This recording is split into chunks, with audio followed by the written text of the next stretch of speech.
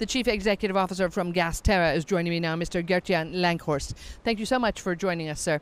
Now, we heard a lot about NOC, IOC cooperation, and your company in the Netherlands is very much a living example of a form of NOC, IOC cooperation, a real joint venture. Tell us a little bit about Gasterra and how important it is.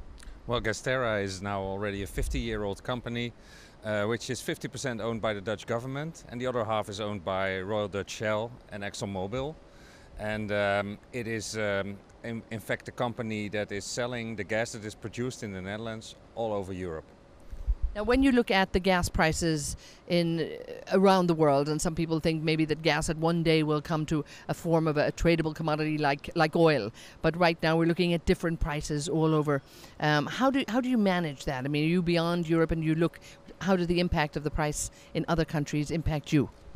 Well, we see now that there is a European market price which is formed on the hubs, and the hub in the Netherlands and the hub in the UK and the hubs in Germany practically have the same prices. There's a lot of convergence in these prices, so it's a relevant price. It's a market price. It's liquid. We trust on it, and we trade gas for that price. Now, some of the concerns and the challenges in the industry we've talked about earlier, and I want to hear a little bit from you in terms of what you're doing in the Netherlands to make sure that the manpower is available in this industry. You have a very interesting new initiative I'd like to hear about.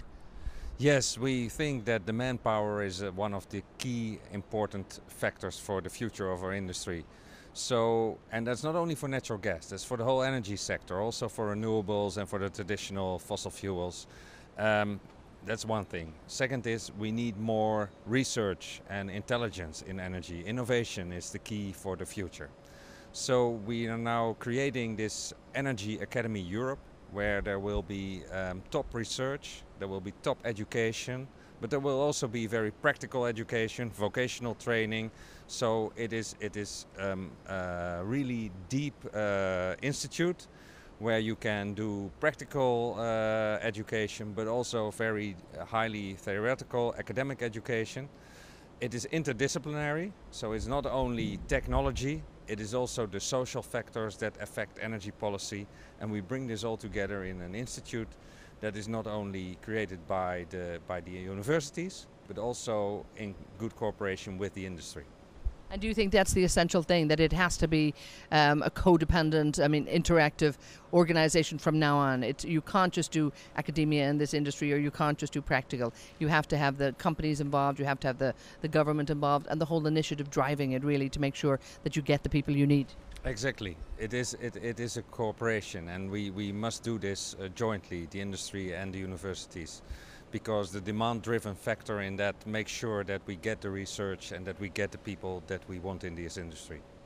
Now, of course, technology is also driving this industry, and we look at not a new technology that's been able to help in terms of shale gas and that, but there will be new technology, and there will need to be new technologies to really explore that. How will the shale gas impact what's going on in Europe? Well, it impacts the European gas industry already, because the fact that the US is not import dependent means that there is more gas available for the European market. So there is an impact on the European price today already. Secondly, I think that shale gas in Europe will develop once the safety and environmental standards have developed further. That will take some time, but then I see good opportunities for it, and it can be a valuable addition to the declining reserves that we have in Europe nowadays. At a meeting like this, the 13th ministerial meeting for the International Energy Forum, how important is it that your company is here and that you're talking with producers, consumers in the entire energy space and the organizations? Well, there are not many fora where you can meet so many ministers and ministerial people at the same time, easily accessible. It's very open. The debate is frank and transparent. So it's a place to be when you want to meet the important people in the industry. And just a quick look at when you look ahead into your crystal ball, what are the big challenges that are out there, and what is the industry? Is it doing enough to actually address them right now? Well, maybe the biggest challenge today for the industry is to get social acceptance for the acts we are doing. The technology mainly is not a factor that makes a project fail, but it is the acceptance of society that we drill somewhere, that we build a windmill somewhere. So I think that the dialogue with society about the importance of our industry, the necessity of projects, that is where we have to invest in. So maybe the industry also needs to be dealing better with the media and getting their message out there too. I mean, is it the industry's fault that perhaps that information is not there, so it needs a bigger push for a better education and better awareness on behalf of the public? I wouldn't say it's the media. I think it starts with education, just as you said. There we have to start. We have to educate the people on how energy is produced.